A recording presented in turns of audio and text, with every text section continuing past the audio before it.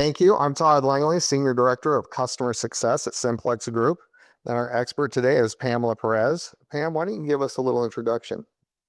Hi, my name is Pamela, and I've been working with the transportation industry for over 14 years, assisting carriers from their back office, going through audits. I've been familiarized with the market of Florida, Texas, and California. Okay, so a broad scope and lots of years. Correct. Excellent. Well, that's why you're expert here. So, all right, so let's go ahead and jump right into this with the topic we talk about with many of our carriers, and just how compliant, audit ready are they? Well, Todd, you will be surprised that our carriers are overly confident that if not by DOT tomorrow for an audit, they would be passing the audit with flying colors. They think that they don't worry about the documentation. They think that they have their audit ready, they have everything in place. But then once the audit starts, that's where the surprises come about. Okay. And they start looking at, some gaps that they've never had an idea existed. Okay, interesting. All right, well, that leads us into our agenda for today and what we'll be discussing.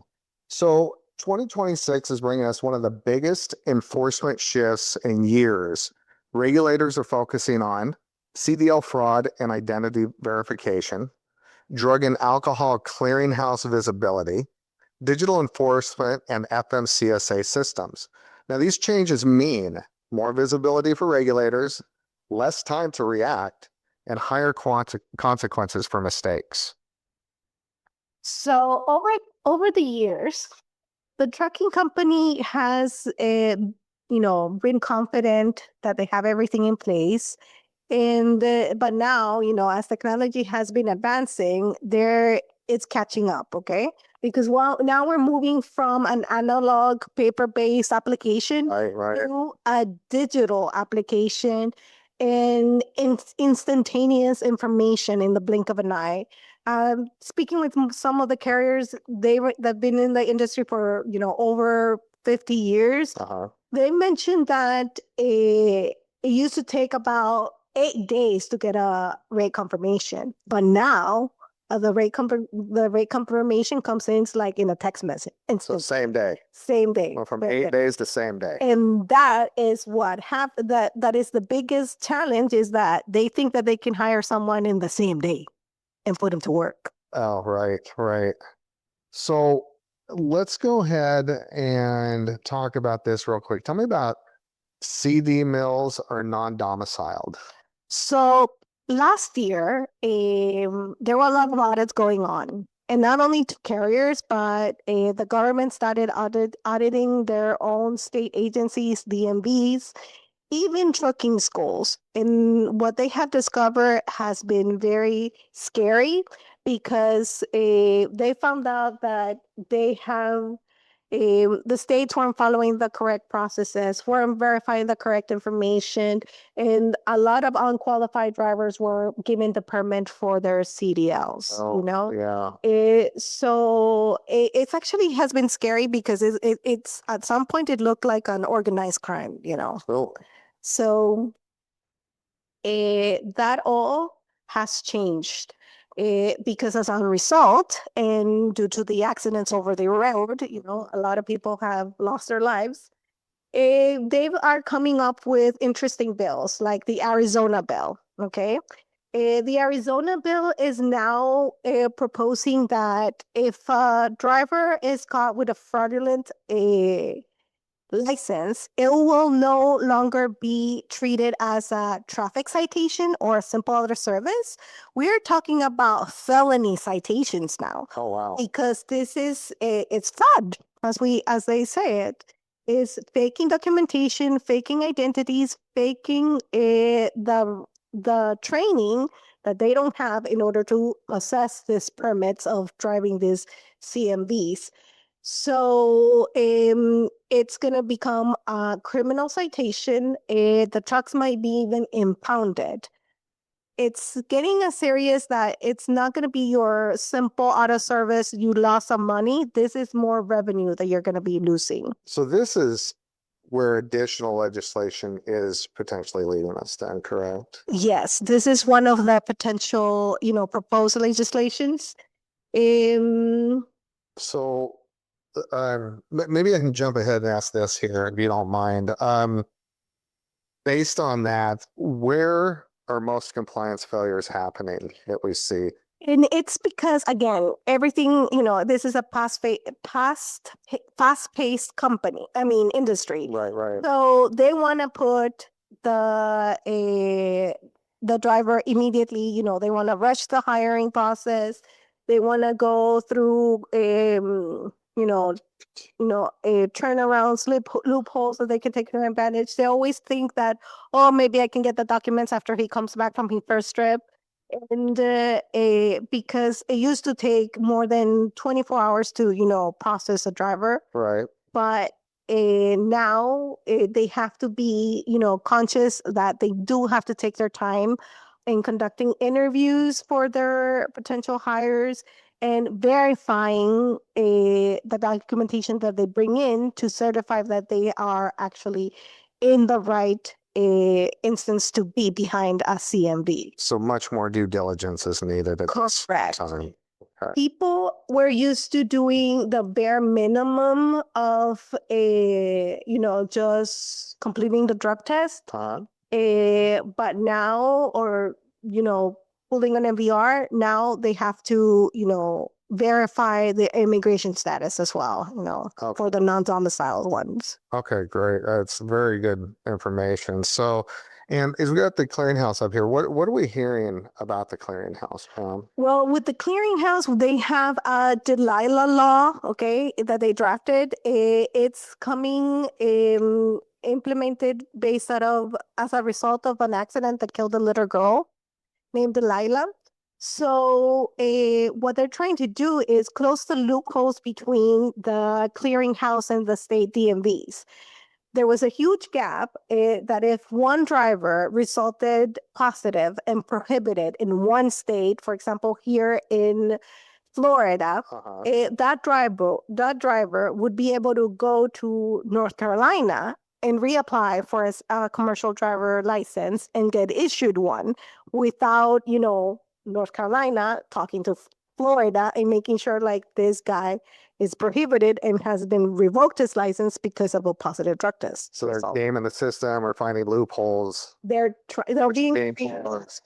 to take advantage and continue driving without, going through the right process of a return to duty, substance abuse program, and that type of procedure. Right. Okay.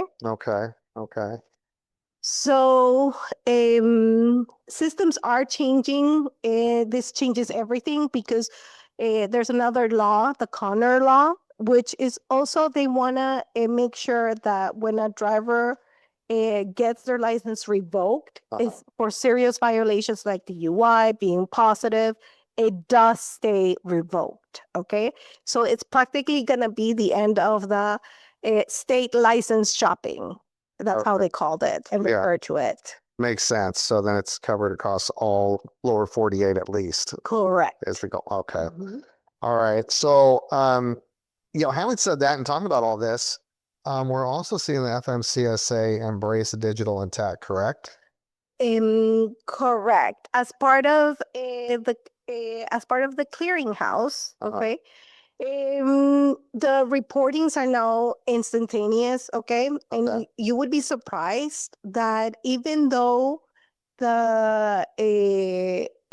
the last year, all the audits that occurred, there were around about 66,000, over 66,000 audits done.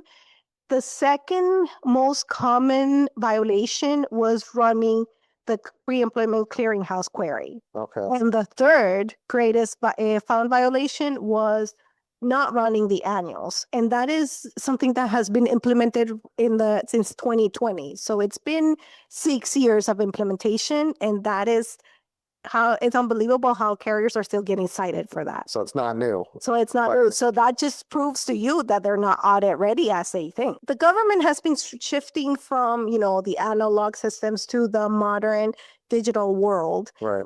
We saw it with the implementation of the ELD, the cameras, and this modus is the main purpose is of the integration of all their state systems into one.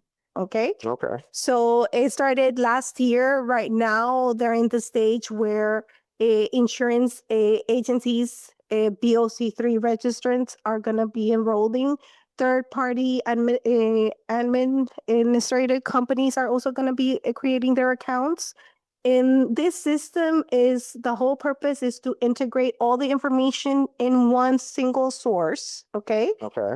Also bring verification of an authentication of identities, because what they want, the purpose is that they want to stop the chameleon companies and the ghost companies as well. Okay. They want to verify that the company admin is actually the owner registered within the company. Okay.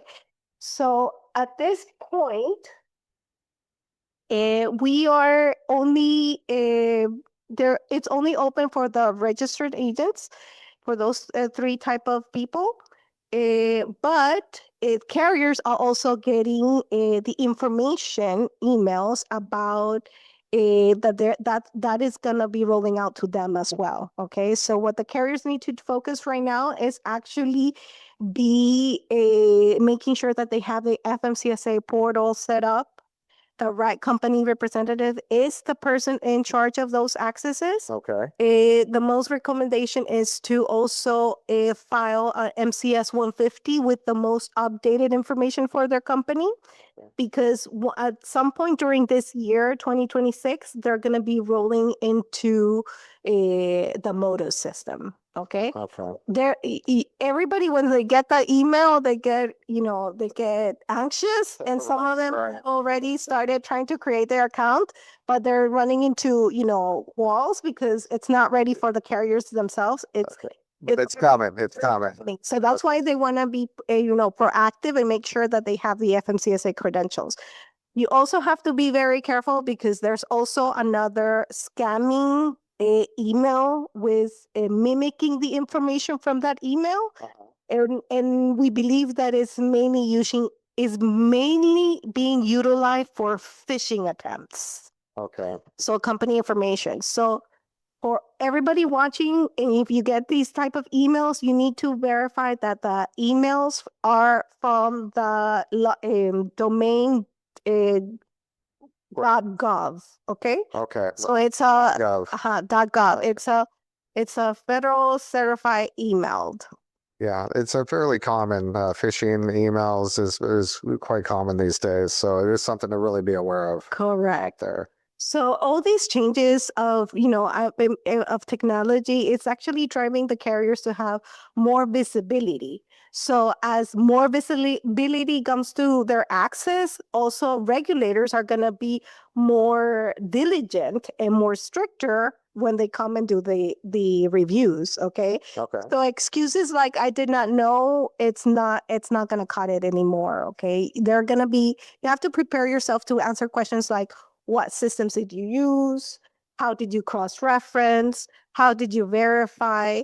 Because they don't want you to do the bare minimum now. They want you to, you used to be that you get a copy of the CDL, you run a pre-employment MVR and do the drug test, but you have to do the clearinghouse.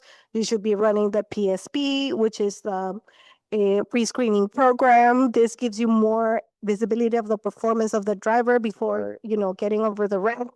Now, if you get them right off the trucking school, you have to verify whether the trucking school that he went to is not one of the ones that have been closed. Whether certified or verified legitimate school that's not under some type of legal infraction or something. Yes. So they've got that to review as well. Yes. So it's not, and even auditors, like in the past, like in the last 3 years, we would ask them in regards to the non-domiciles or a license, and an immigration status. Even they were like, that's outside my scope.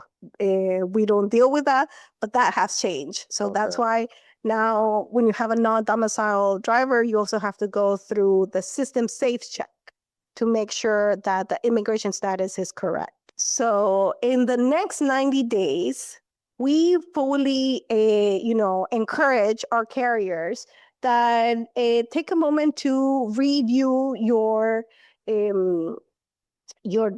driver files. Okay, do mini audits. You can start by focusing on the people that have been stopped. Review that they have the proper documentation. Run additional queries, run additional MVRs. You should be able to seek for vendors who provide a push notification in the event that the drivers get downgraded or revoked or suspended.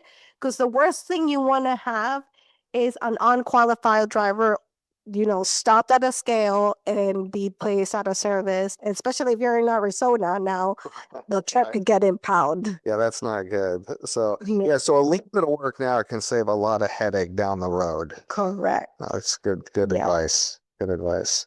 Pam, let's do this real quick, if you don't mind. Let's go through some real world scenarios. So what happens if a fraudulent CDL is discovered during a roadside stop? You just mentioned Arizona could be very complicated. Well, if it all depends on the reason why the CDL was found fraudulent, okay?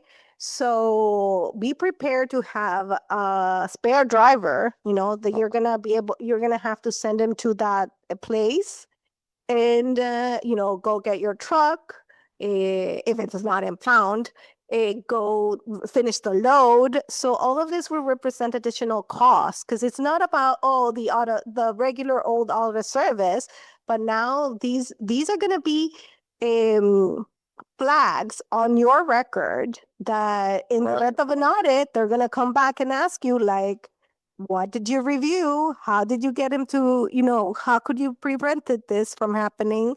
Right. So it's gonna be more challenging, interesting how they're gonna be doing the audits. More strict. Okay, good to know. So, and how quickly could clearinghouse integration affect drivers?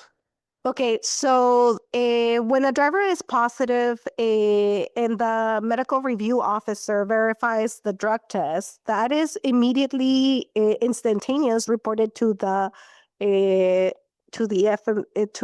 clearinghouse. Okay. So the driver license gets revoked, and then if the driver tries to attempt and do a state shopping and go to another state and get a CDL, the reportings are being done like within 72 hours for cross-referencing. Oh, so very quick. Very quick. A lot different than it used to be. Lot different. Yeah, that's how we were able to get away with it. Yes, no, and those days seem like they're in the past for sure. So, okay, one last question here, scenario. What should fleets fix first? I think it all has to start with the onboarding process and the recruiting team from the carriers. They have to make sure that they ask the right questions. The questions are asked. The interviews are conducted in English, because this all started because of ELP. And then go review multiple sources of information, not just the most common ones or the ones that were used to do it. You have to make sure to take your time and follow a good checklist. All right. So, look, everybody, thank you for joining our live webinar today. I'm Todd Langley of Simplex. And again, thank you, Pam, for your expertise and information. Do you have any additional comments or anything you'd like to share with our audience today? If you guys have any additional questions, please feel free to write them through the chat box. And if you find a lot of social information with this session and you have friends that missed it, please let them know that this session will be uploaded to our website and our YouTube channel. Okay, and thank you very much for everybody's time. today to joining us in this information session. Yes, thank you. Bye. Bye.